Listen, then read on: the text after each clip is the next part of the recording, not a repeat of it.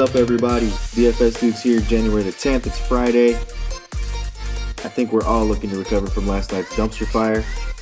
Hopefully, you guys had better lineups than I did last night. Last night was a dumpster fire. I think last night was summed up with Jetty Osman. I believe he took one 3-point shot last night. The one 3-point shot he took hit the top of the backboard. That kind of summed the night up. So, 4-game slate was a dumpster fire. One thing that I absolutely got right, though, was, if you remember, I talked about sometimes styles clash. And there was too many things that were going on last night in that Houston-Oklahoma City game that ended up being a blowout. Westbrook's return, complete clash in styles, for one. A grind-down team against an up-tempo team. You had, all the emotions of Westbrook returning back to Oklahoma City. And then, the back-to-back for Houston. I mean, they came off a pretty exhausting game against Atlanta where they'd blown a lead and then had to hold on for a win. So you've got the back-to-back. You've got Westbrook return to Oklahoma City. You've got a clash in styles. It's like two boxers that have completely different styles of fighting, and there's a huge build-up to it, but the fight is just bleh. So, that was weary of that situation. The problem is that nobody else really did anything. And what I had talked about yesterday is with NBA, you can't miss. And there was a lot of people that just didn't do anything last night at all. So, there was too many people that returned no value and made it really difficult to cash. So we're on to today. It's a 10-game slate. There is some news to pay attention to. Let's get into some of the news that we've got going on, because there is quite a bit of things to monitor. Anthony Davis is questionable. I don't think I'd be surprised if Anthony Davis plays. Took a really bad fall. According to Vogel, their head coach, he's still very sore. The good news is that it's nothing serious. It's just a bruise. It's a bruise in a really bad spot. LeBron James is probable. Avery Bradley's questionable. Malcolm Brogdon questionable. Sabonis questionable. Bradley Beal questionable. Giannis is now probable. He was originally questionable. Ilyasova is questionable. You got Marvin Bagley questionable. Bogdan Bogdanovic has been ruled out. Rashawn Holmes has been ruled out. Ilyasova, like I mentioned, is questionable. Bjelica is no longer on the injury report for Sacramento. Corey Joseph no longer on the injury report. George Hill not on the injury report any longer. He was dealing with the illness. Dennis Smith Jr. has been ruled out. Derek Jones Jr. will play tonight. Justice Winslow has been ruled out. DJ Augustine has been ruled out. D'Angelo Russell will not play today, but he will play Sunday. So he'll be returning. Kai Bowman is on the flip side of that. He'll play today with Russell not playing, and then he's unlikely to probably be on their roster on Sunday. I believe he's a two-way player. They'll probably send him back down to the G League. So Nerlens Noel, that pertains to tomorrow. Bradley Beal, the one that I think is the most kind of intriguing here. And I talked about Beal the other night. Bradley Beal is listed as questionable, okay? He's missed the last 4 games and 6 of the last 7 games. Beal, his price is so cheap, and Washington's playing against Atlanta. So here's what you monitor here. You monitor the Beal situation. The tip-off for this game is at lock, so we should know prior to lock. And if Beal plays, what it does is it really kind of puts in limbo Jordan McRae and Ish Smith and Isaiah Thomas and Troy Brown. If Beal's ruled out again, these 3 guys are a stack. I mean, you can stack these guys up. Troy Brown's 5,700 on FanDuel. McRae 6,100.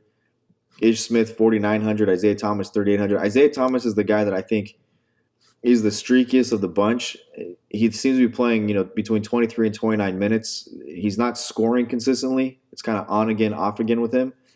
But these guys are all in play. If Bill is out, and it's a really kind of a juicy matchup.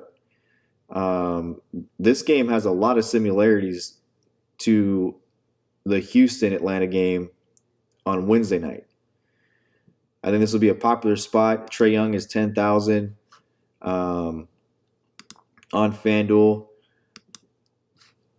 You can look at John Collins again. His price is up over 8,000 on FanDuel, but Alex Len at 4,900 I think is a really, really, really good play at center. I think Alex Len is maybe the top overall center on the slate right now. And look, he's playing between 20 and 25 minutes, but he's getting you 18 and 12, 16 and 9, 14 and 10, 23 and 14. I mean, he's got these enormous numbers in 20 to 25 minutes, and it's really been predicated off the matchup. And we know Washington can't defend bigs. Jan Mahamini is another guy that I would look at 4,500. I think he's in the mix as well at center. I just don't know if Mahamini carries the same upside that Alex Len does for $400 more. I mean, Alex Len's a really skilled big guy, going all the way back to his days in Phoenix. And then playing alongside John Collins, they've got two bigs. They really have a better matchup with their front court, given that no Thomas Bryant, no Moritz Wagner.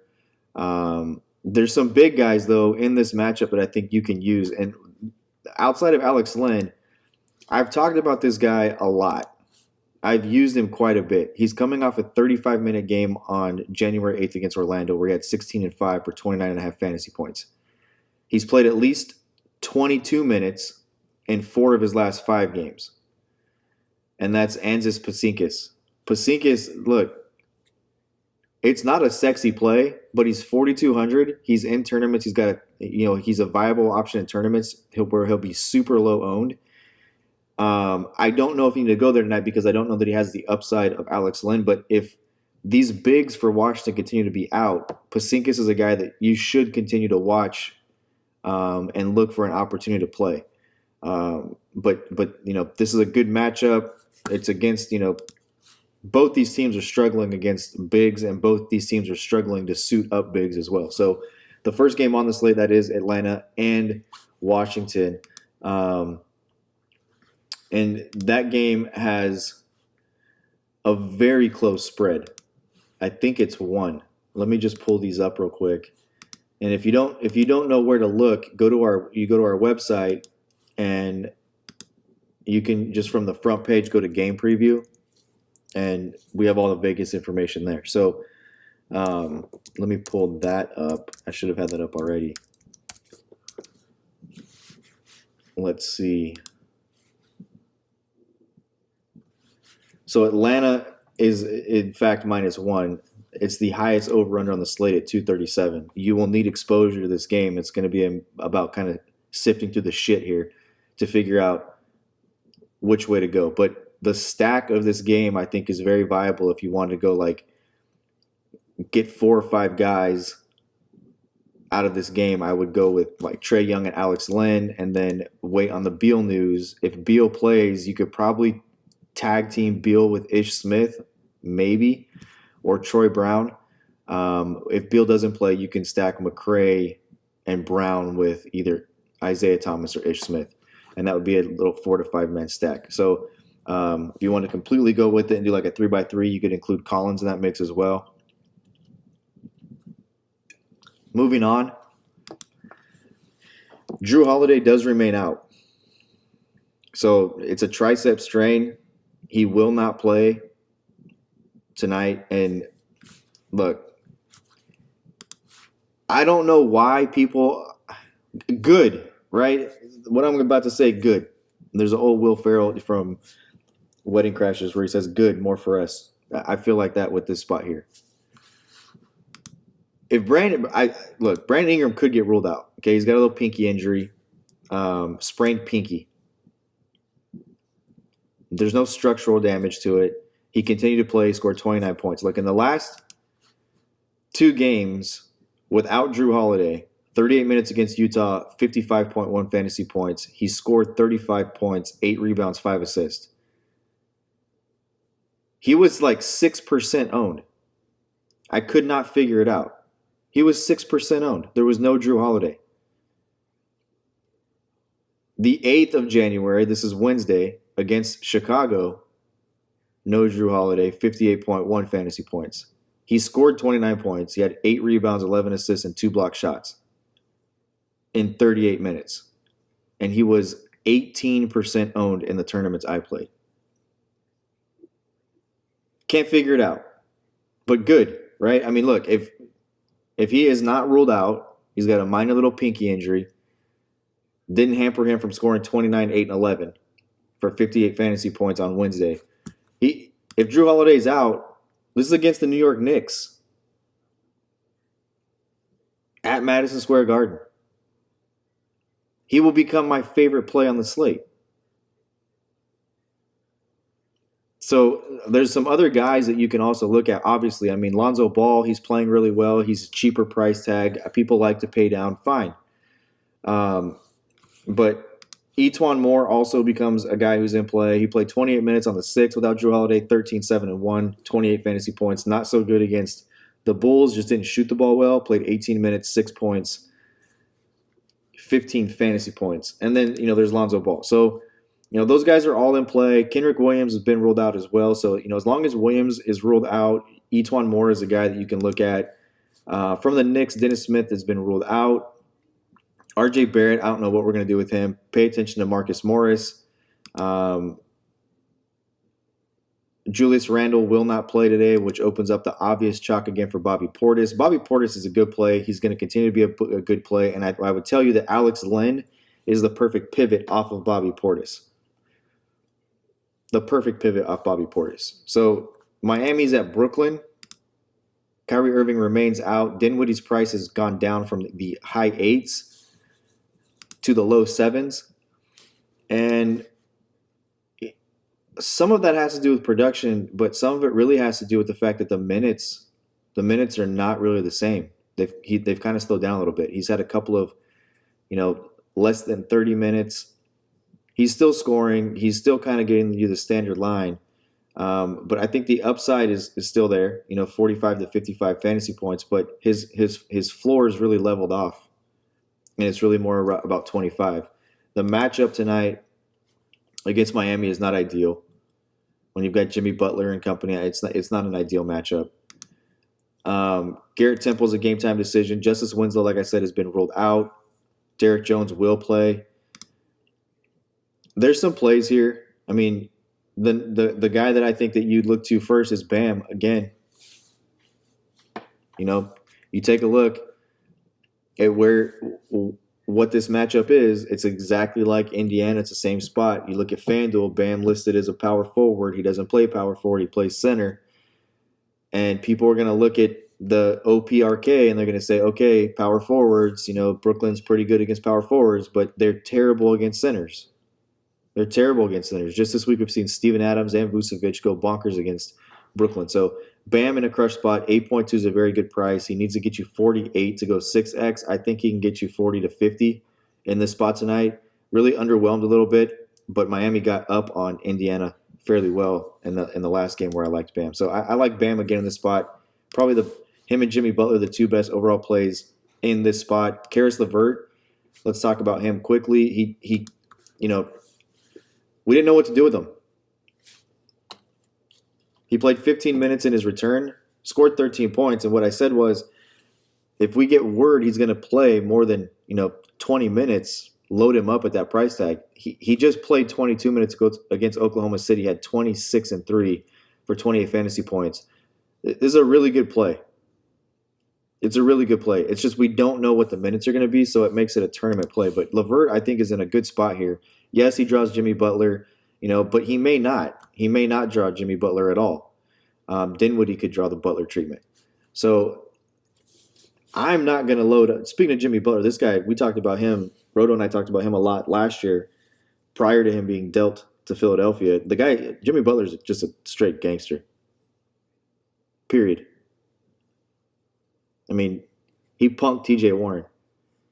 And I think Jimmy Butler is going to go out with a little bit of salt in his game tonight and try to do a little something something. And it's a good matchup against Brooklyn. So do I like him? I think there's some guys at shooting guard that are in better value spots.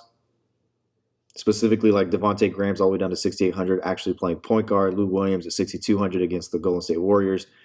But I mean, LeVert and Butler, I think they're very playable in tournaments, and you can make them a part of your player pool. San Antonio, Memphis, this is so difficult, but a guy that I would throw out there is Lonnie Walker at 3.7. Walker playing a lot of minutes, about 20 minutes a game right now, and he's just about at a fantasy point per minute. And at 3.7, it's a really good tournament play to a guy that a salary saver you can add to your player pool. I mean, outside of this, there's not a lot to really like in this game. There's just not. There's just not a lot to like here. And we'll just kind of keep it pushing. Indiana at Chicago. On the flip side of the Jimmy Butler news, it'll be interesting to see what TJ Warren does. Coming off an ejection, huge altercation with Jimmy Butler. Jimmy Butler called him a punk. Jimmy Butler said he's horrible. He can't play with me. His game's weak. He's whacked. The whole 9 yards. It'll be interesting to see if Warren goes out there tonight against the Bulls in a decent matchup and tries to assert himself. Malcolm Brogdon, a game time decision. McMillan is hopeful that Brogdon is going to be able to play. And this is another situation and scenario that we already know what the funnel is here, right? Brogdon plays, it most definitely impacts TJ McConnell and TJ Warren the most. If he doesn't play, it most likely impacts TJ McConnell and TJ Warren the most. Aaron Holiday's minutes are pretty solid. With or without Brogdon, he'll suffer some usage loss. Warren will suffer the usage loss, and I think Sabonis remains unaffected. On the flip side of it, the Chicago spot, I don't think you can play the guards. Excuse me. I don't. I'm just, Zach LaVine is the only guy at the shooting guard that you can play, and Jeremy Lamb's a decent defender. I don't think that that LaVine will break the slate. Markkanen and Thaddeus Young and Daniel Gafford, not guys that I really want to get into playing, but without Wendell Carter there, who's been ruled out, can you look at a Miles Turner? I would much rather look at Sabonis. I just would. Sabonis, this guy fills the stat sheet up. He's just a great rebounder. He plays 38 minutes, 37 minutes, 40 minutes. He scores. He gets you putbacks. He gets you those 3.2-point possessions where he gets you a rebound and the putback. He's on a tear lately. 49.8, 49.9, 45.2, 49.3, 45.5, 39.2. The 39.2 came in only 31 minutes, which is about 6 minutes less than what he's been playing.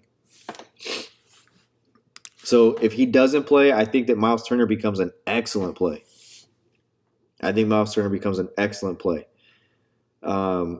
So keep an eye on that. But Miles Turner at 6.2 on FanDuel without Sabonis, I think he just becomes an excellent, excellent play. There's no Wendell Carter. He's going to be playing against Thaddeus Young and Lauri Markkanen. There is a narrative here with Thaddeus Young.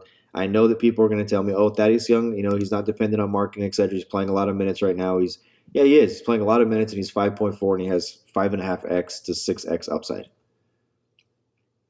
So, Thaddeus Young is a guy you can include in your player pool. But to me, the news here is see what happens with Brogdon. We know the funnel with that. See what happens with Sabonis. If Sabonis is in, I love Sabonis in this spot. I think he can crush value here. And if Sabonis is out, I think that Miles Turner will crush value. Charlotte at Utah. The only spot that I really like here is Devontae Graham. He's struggling a little bit with his shot. He's playing enormous minutes. Enormous minutes. He has 50-point plus upside. Really good tournament play here. He'll be super low owned because he's playing against Utah. But he'll play 40 plus minutes. And if it's just not an overtime game, he's going to play 36 minutes tonight. He's going to play 36 minutes. He's actually playing point guard. He has multiple 10 plus assist games, multiple 5 plus. One time in the past 2.5 months, he's had less than 5 assists. And that was against Indiana on December 15th. He had 12, 6, and 4. But, outside of that, he's getting you at least 5 assists. From a rebounding standpoint, he's getting you pretty much 5 rebounds a night and 5 assists. And then can he score? I don't think anybody's going to accuse Donovan Mitchell of being the best defender in the NBA. If he draws... and if Mike Conley comes back today as a game-time decision at 4.2, it's going to be about minutes. But I don't see Conley returning. He's got a hamstring injury. They can list him as a game-time decision from now until eternity. But it's a hamstring injury. He's supposed to be out for more time. They have him listed as a game-time decision. So, Emmanuel Mudiay against Devontae Graham. Who are you taking in that matchup? Mitchell and Devontae Graham. I just don't, I don't see a good defender here who's going to defend Devontae Graham. He's not going to play against Ingles. He's not going to play against Bogdanovich. He's not going to play against, Royce O'Neal. And then the center spot, look, Rudy Gobert opened the door for a crush spot in a way to be different, right? With Bobby Portis on the slate, I think people are really going to look to pay down at point guard, at center again. Gobert's 8,400. You could definitely go against the grain and load up Rudy Gobert. And play centers and big men against Charlotte. They don't rebound. And Gobert's a really good shot blocker. He's a really good rebounder. So, Orlando at Phoenix. Feels like a really good spot for Devin Booker. Feels like a really good spot for Evan Fournier, 5,800. Oubre is coming off a disappointing game, but he'll probably draw Aaron Gordon. Aaron Gordon's playing the small forward right now. And Gordon is also a game-time decision with right calf tightness. He's questionable tonight. So this game is really hard to look at. DeAndre Ayton is too expensive. Vucevic is maybe a little too expensive at 8,800. I don't think Vucevic can break the slate against Phoenix and Ayton and give us 65 fantasy points. So there's not a lot to like in this game. Booker seems like he's in an okay spot. Fournier seems like he's in an okay spot. Terrence Ross at 4,400 if you wanted to pay down. I don't really have a problem with that. The Lakers are at Dallas, and I really like the 2 point guards in this game. I like Doncic, and I like LeBron James, and the problem is they're both really, really expensive. Doncic this year against the Lakers has had a couple of really good games. The last game, 30 minutes, 19 points, 4 rebounds, 7 assists. Just dudded, to be honest with you. It's a good game from a basketball standpoint, but from a fantasy perspective, in his price, he didn't meet value. He didn't even come close to it. He's like a 3X. But the first meeting, he played 32 minutes, had 27, 9, and 10, a rebound away from a triple-double, 54.8 fantasy points. This game's in Dallas. It's on national TV. It's on ESPN. And if Anthony Davis is in fact ruled out, like I anticipate him being, especially being really sore, why push it for this one? Just let the bruised tailbone go away and let LeBron kind of take over. And this is going to be billed as LeBron versus Doncic. I think that the styles here completely different than last night with Oklahoma City and Houston. These two teams run, and I think that the styles match up, and I think that you could see something. I'm not going to say Doncic and LeBron are both going to have 70 tonight like Harden and Trae Young did, but I think that the styles match up where you could see two big explosions in fantasy production from both LeBron James and Luka Doncic. Kyle Kuzma will be a really good value play at 4,400 if, in fact, Davis is ruled out. And if Avery Bradley can't go, Kentavious Caldwell-Pope at 3,600, this is borderline robbery. Honestly. He's playing 25 minutes. You're getting a guy who's playing 25 minutes as a perimeter player. There's going to be no Anthony Davis. There's usage to be made up. Kuzma's a shooter and a passer. Pope's a scorer. Go back to Detroit. I mean, the guy scores a basketball. If he's going to play 25 minutes like he's been playing, you're getting 25 minutes out of a guy who's 3.6 who can score. Nobody's going to own Caldwell-Pope today. Nobody is. But I'm telling you right now, it's an ESPN game, and look to see if Avery Bradley plays or not. Because if he doesn't, Danny Green's Danny Green. But Pope should start. And, I mean, Danny Green, by the way, is also playing out of his mind this year. I don't know who's paying attention to the Lakers. I just happen to be a Laker fan. But Danny Green's playing out of his mind. I mean, you take a look at his game log, 24.5. He has a dud against Detroit, 12.6, but 44.5 against New Orleans, 21.4 against Dallas last time they played, 27 point. I mean, he's 3.6. It's an upside tournament play. Pope's a little bit safer, but I mean, like, you would play Green in the spot if the same exact scenario presented itself, but everybody and their mother was going to be on Kentavious Caldwell-Pope if it was a 4-game slate. You would play Danny Green as a pivot. I like Pope a lot. I like the stack of Pope and LeBron James with Doncic. Nice little 3-man stack there. Moving on, Milwaukee's at Sacramento. Bogdanovich being out, I think it just helps Ariza. The problem is, we talked about it. If Ariza's price gets in those high 4s to low 5s, he's borderline unplayable. At 4,700, you need 26 fantasy points out of him. Can he do that? Absolutely, he can. You look at his last 2 games, he's played 32 and 30 minutes, 35.7 and 31.4. I just don't feel like this is an Ariza game. It's not wide open enough to me. It's not wide open enough to me. Fox is going to be Fox, right? I mean, Eric Bledsoe at 5.8, really good play in this game.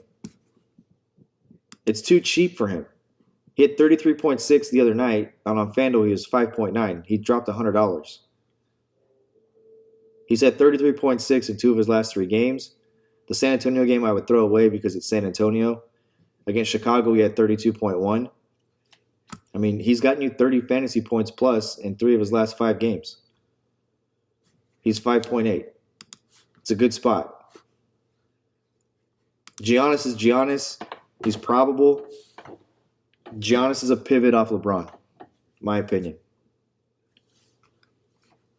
And then, so look, let's just cover this really quick. Holmes is out. Marvin Bagley is a game-time decision. He's considered questionable. He's dealing with a foot injury. I think they keep him out. This is one of those things where I think that they can get, Rashawn Holmes is out. Belitza's healthy. Corey Joseph's healthy. You're trying to get Bogdanovich back.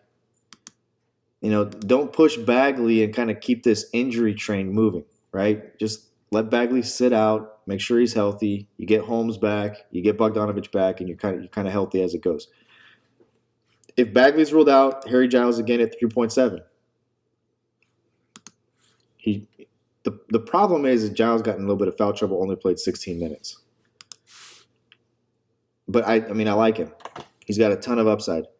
I'm not sure he's as good of a play as like an Omari Spellman is tonight in the same price tag. Spellman, we know, is going to play minutes. We talked about that with Marquise Chris being waived. I think he's safer for the 22 minutes, where Giles is probably at 18. So take that for what it's worth. Last game of the slate, Golden State is at the Clippers. And there's not a lot to really like about this one. There's really not. Damon Lee is a guy you can look at. Lou Williams, a guy you can look at. Both are cheap. Paul George has been ruled out in this one. And, is there enough there for Kawhi Leonard? Is this game going to stay close enough for Kawhi Leonard at 9.4? I think you've got to find somebody in this last game here.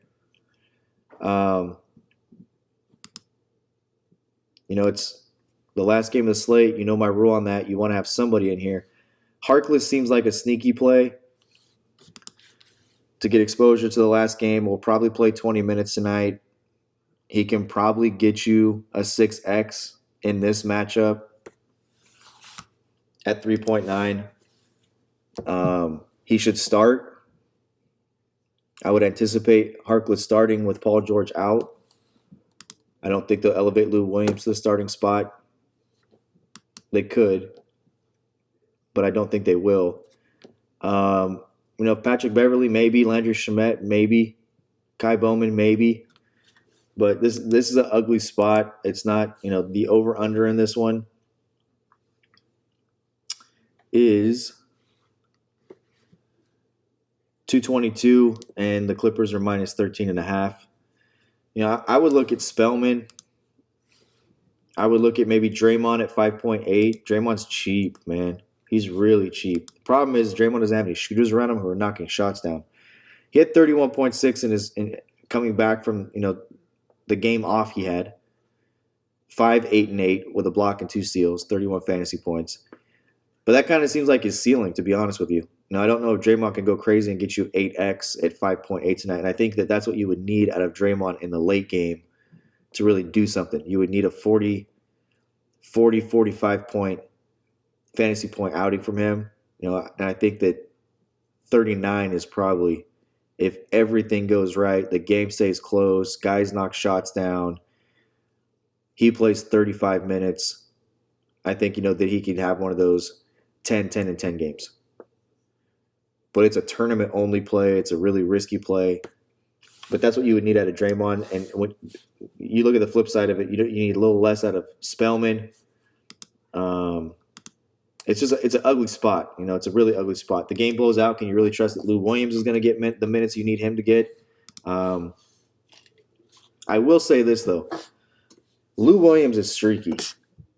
He's really streaky. If you look at his minutes are pretty steady. What drops with Lou Williams is his scoring. When he becomes an inconsistent scorer, this is what happens to his price, and then he gets on this run where he just goes bonkers. 22, 24, and 32 real points is what he scored in the last 3 outings. And the assist numbers are kind of the same. So it's not like he's just all of a sudden dishing and scoring. The assist numbers are kind of the same. I would say that you can get 26 and 5 out of Lou Williams tonight, which makes him the best play in this late game without Paul George, et cetera, et cetera, et cetera. But the guys I look at for me in this game to get late night exposure, Draymond is the biggest upside risk where you need a lot of things to go right. You need the game to stay close. If the game does stay close, Draymond has a good chance of breaking value because that means guys are knocking shots down. Draymond's rebounding and getting assists. Harkless, I think, is a good value spot.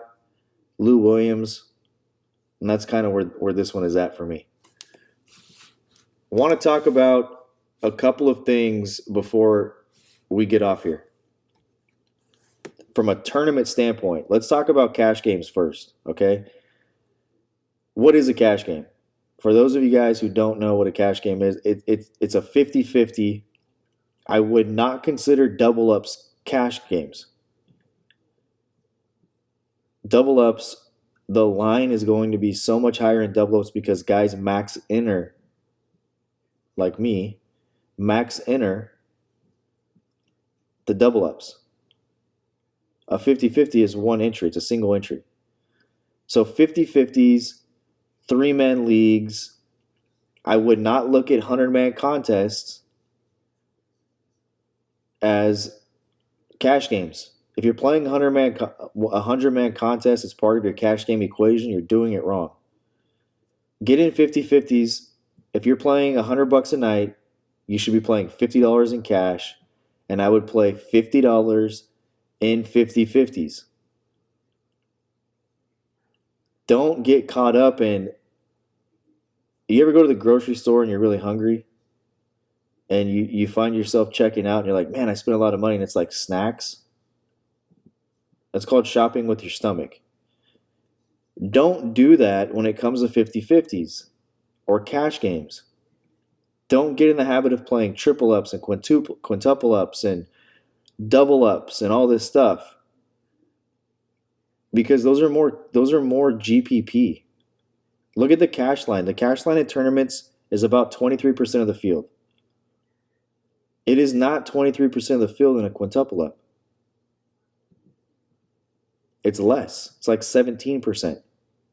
So if you think you're playing cash games and you're playing quintuple ups and double ups and 100-man leagues, look at that. 12% is typically what the payout is in a 100-man league that plays 1st through 12th, meaning it's paying 12 of 100 people, so it's 12%. A GPP is 23%. That's not a cash game. 3-man leagues, it's 33% because one of 3 people is going to usually a winner-take-all spot. So these are not cash games, right? Play 50-50s, get the cash game lineup, put it in 50-50 contests. If you're playing $100, if you're playing $25, whatever it is, 50% of your entry fees in 50-50s. Now let's talk about tournaments, selecting tournaments. Before you get into tournaments, what you should do is you should go through and do a simple math problem. Divide the payout by the amount of people in the contest. So if 100 people are in the contest and 10 people are getting paid, then 10% of the field is getting paid in that tournament. Avoid it. Avoid it. 17% is typically where tournaments start at for the pay line. To cash in a tournament, 17%. They become really generous sometimes, and you can find certain tournaments like tonight.